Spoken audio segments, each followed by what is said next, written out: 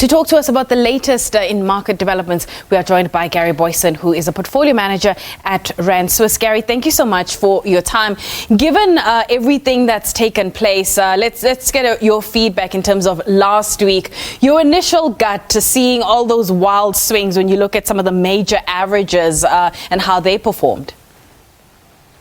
So whenever you see that kind of volatility, generally the first thing a market professional is thinking is, where are the opportunities here? What is being punished too much that we can start to collect? And what is justified? And are there any moves that you need to make? Now, I think a lot of the volatility creeping in has come around the idea that inflation is going to be persistently high and that we're going to see very, very aggressive tightening of monetary policy. Now, that for me has always been...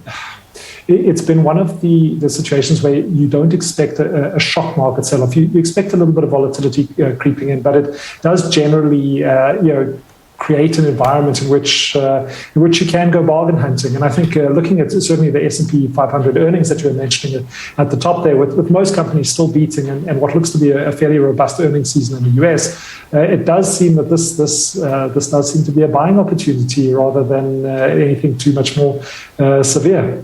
All right, so it's the last trading day of the month of January. How's the JSE looking so far, and any company news that caught your attention? So there's a little bit of positivity creeping into what is probably going to be the worst month since March 2020, which is obviously when we were just coming to grips with the coronavirus. So it has been a bad month. Let's not mince our words. But all share does seem to be staging a little bit of recovery into the close. So we've got the all share index up just over 1%. Resources still under a little bit of pressure. So you've got the likes of Kumba Iron Ore down around 1.3%, Glencore also down around 1.5%, Anglo American down over 2%, and that just pulling down the resource index about 0.4%. The industrials, on the other hand, absolutely flying. So industrial index up 2.73%. Now, this is being driven in part by Process and Naspers, which are both up over 4%, just on a little bit of optimism, especially in the tech space, a little bit of optimism feeding through from China this morning. That's certainly helping to lift the overall index. But the key standout winner today is MTN, up over 9%. Now, this is coming on the back of MTN Nigeria releasing earnings. Now, I did see a contraction in the subscriber numbers, but you've got to remember that subscriber numbers in Nigeria have been forced to contract because of the deregistration of SIMs. You'll remember that fine that happened a couple of years ago. But if you look through the deregistration of the SIMs and you look at the activity of its existing client base, that does looking to be picking up, and the market clearly liking that, which is marking that counter up, as I said, close to 10% at the moment. Financial index, that up about 0.8% at the moment, just kind of tracking in line with the rest. But overall, does look like a positive day.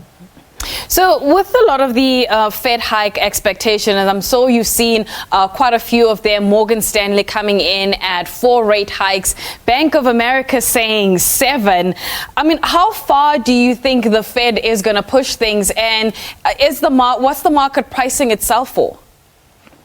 So it looks like, if you look at federal funds futures, the market looks like it's pricing 5 25 basis point hikes, so 0.25% hikes in 2022. But as you say, there's a lot of flux in the last month, but partly because of central bank announcements, partly because estimates of the big banks are changing, and because of that consensus forecast is changing fairly dramatically, almost on a day-by-day basis.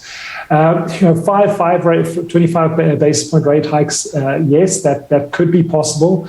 You do get the sense that the Fed at some point might lift the amount that it's raising by. So instead of lifting by 25 basis points, maybe we will get a 50 basis points or a 0.5% increase in the US at some point.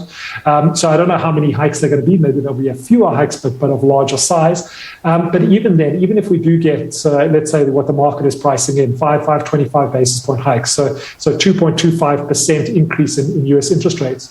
Looking at the inflation in the US at the moment, that still puts our real interest rate, the US real interest rate, deeply, deeply negative. So unless inflation can be brought under control, these rate hikes do look justified. Unless we see that the CPI number, the PPI number, and all importantly the PCE numbers that the Fed looks at coming down and moderating, this is something that we're going to have to get used to, and we're going to have to start to adjust to living in a much higher interest rate world.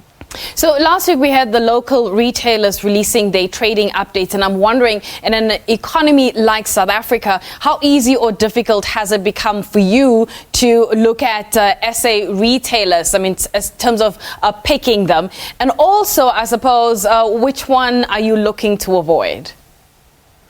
Oh, it's a good question. So I think the methodology that we use when we look at stocks, it doesn't change no matter which environment that you're looking at. As long as you're buying good quality companies, you're probably going to be okay.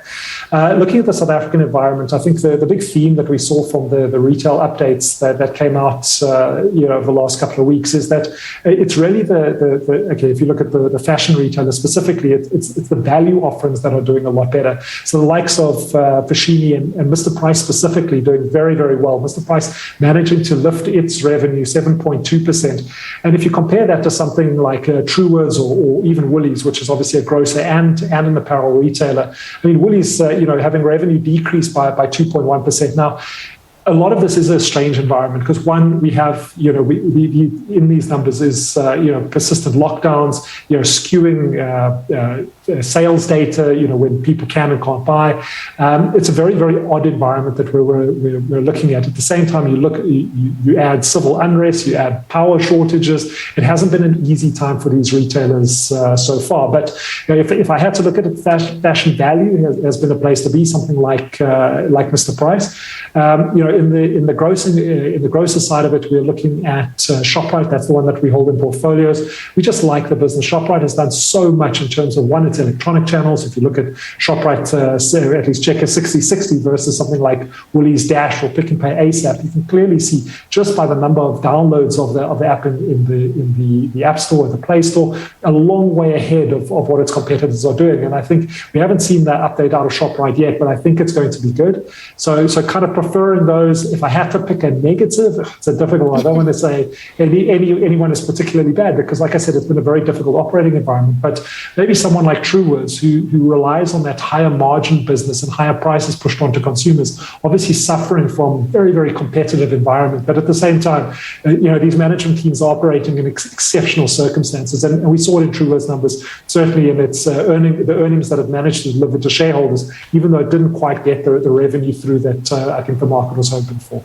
All right, Gary, thank you so much for your time. That is Gary Booysen, who's a portfolio manager at Rand Swiss, giving us his take on market developments and also in terms of retailers that released their trading updates last week, which one he would be looking to nibble at.